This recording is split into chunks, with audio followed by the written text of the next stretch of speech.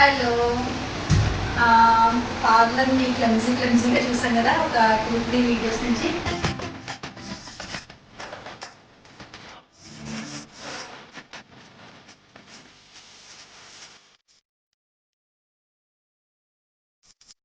అండి నమస్తే.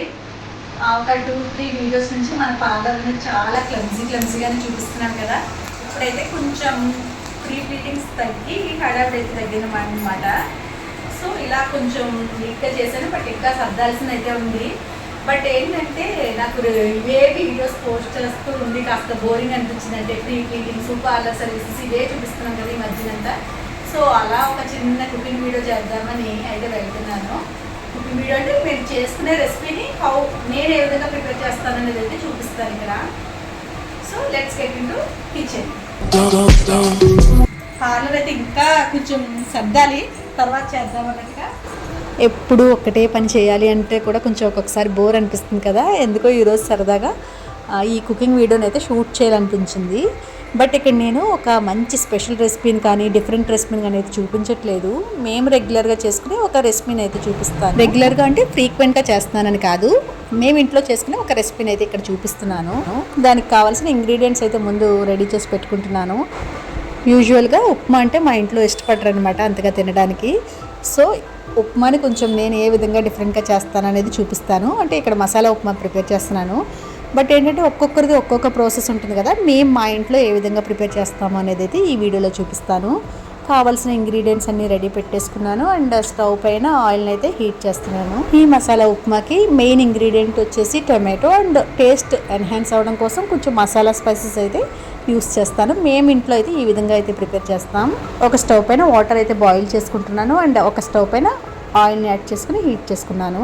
Oil heat అయినాక మసాలా స్పైసెస్ ఉన్నాయి కదా, చెక్క, లవంగాలు, యాలకులు, వాటిని అయితే యాడ్ చేసుకుని కొద్దిగా ఫ్రై చేసుకోవాలి.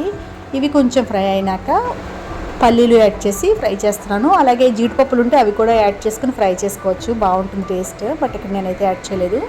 అలాగే పోపు దినుసులు, శనగపప్పు, మినపప్పు, ఆవాలు, జీలకర్ర, ఉప్మాకి ఏ విధంగా వేసుకుంటామో అవన్నీ అయితే యాడ్ చేస్తున్నాను. అండ్ ఉల్లిపాయలు, పచ్చిమిర్చి, అల్లం పీసెస్గా కట్ చేసుకుని అవి కూడా యాడ్ చేస్తున్నాను. ఈ మసాలా ఉప్మాకి మీన్స్ టమాటో బాత్ కూడా అనొచ్చు. కలర్ కోసం కొద్దిగా పసుపును కూడా యాడ్ చేసుకుని వీటిని మంచిగా ఫ్రై చేసుకోవాలి. అలాగే 2 రెమ్మల కరివేపాకును కూడా యాడ్ చేస్తున్నాను.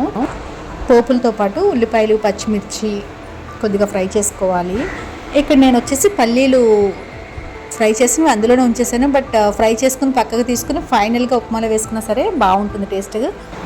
ఉల్లిపాయలు కొద్దిగా ఫ్రై అయిన తర్వాత కట్ చేసి పెట్టుకున్న టమాటోలు ఉన్నాయి కదా, వాటిని యాడ్ చేస్తున్నాను. ఇక్కడ టమాటోలు వచ్చేసి నేను ఒక 4 వరకు తీసుకున్నాను, చిన్న పీసెస్గా కట్ చేసి పెట్టుకున్నాను. టమాటోలు అనేది కొంచెం మంచిగా మగ్గించేసుకోవాలి, కొంచెం టైం పడుతుంది. పక్కన వాటర్ అనేది కూడా బాయిల్ అయిపోతుంది. ఒక 4-5 మినిట్స్ తర్వాత టమాటోలు అనేవి మంచిగా మగ్గుతాయి. ఈ టమాటో బాత్ అనేది ఒక్కొక్కరిది ఒక్కొక్క ప్రాసెస్ ఉంటుంది కదా. మేమైతే ఈ విధంగా ప్రిపేర్ చేసుకుంటాం. అండ్ ఆయిల్కి బదులు చాలామంది నెయ్యితో కూడా ప్రిపేర్ చేస్తారు. బట్ మా ఇంట్లో నెయ్యితో చేసిన కుకింగ్ అనేది ఇష్టపడమన్నమాట. సో ఆయిల్తోనే చేస్తున్నాను నేను. టమాటోలు మంచిగా మగ్గిన తర్వాత బాయిల్ అవుతున్న వాటర్ ఉంది కదా, దాన్ని యాడ్ చేసేసుకోవాలి. అండ్ టేస్ట్కి సరిపడిన ఉప్పును కూడా యాడ్ చేసేసుకోవాలి. ఆల్రెడీ వాటర్ అనేది బాయిల్ అయిపోయింది కదా, ఇక రవ్వని యాడ్ చేసేసుకోవడమే.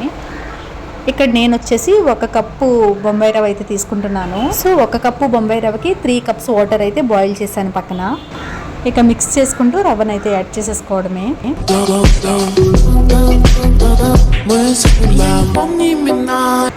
రవ్వను ఫ్రై చేసుకుని యాడ్ చేస్తారు కొంతమంది, నేనైతే ఇక్కడ డైరెక్ట్గానే యాడ్ చేస్తున్నాను. చెప్పాను కదా ఒక్కొక్కరిది ఒక్కొక్క ప్రాసెస్ అని. రవ్వను యాడ్ చేసుకున్న తర్వాత ఒక 2-3 మినిట్స్ స్టవ్ ఆన్లో ఉంచుకొని స్టవ్ ఆఫ్ చేసేసుకోవడమే.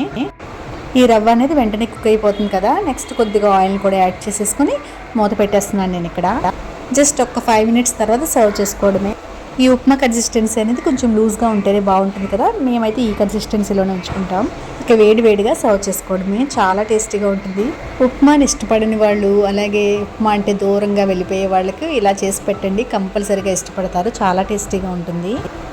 నార్మల్ ఉప్మా అంటే మా వాళ్ళు కొంచెం దూరంగా ఉంటారనమాట. సో నేను ఈ విధంగా చేస్తాను. ఏదైనా చట్నీతో సర్వ్ చేసుకున్నా బాగుంటుంది, లేదా ప్లెయిన్ ఉప్మా తిన్నా సరే చాలా బాగుంటుంది. చెప్పాను కదా ఏదో ఒక స్పెషల్ డిఫరెంట్ రెసిపీని చూపించానని కాదు, కానీ ఎందుకో కుకింగ్ వీడియో చేయాలనిపించి ఈ చిన్న వీడియో అయితే చేశాను. వీడియో నచ్చితే తప్పకుండా లైక్ చేయండి, అలాగే ఛానల్ని సబ్స్క్రైబ్ చేసి సపోర్ట్ చేయండి.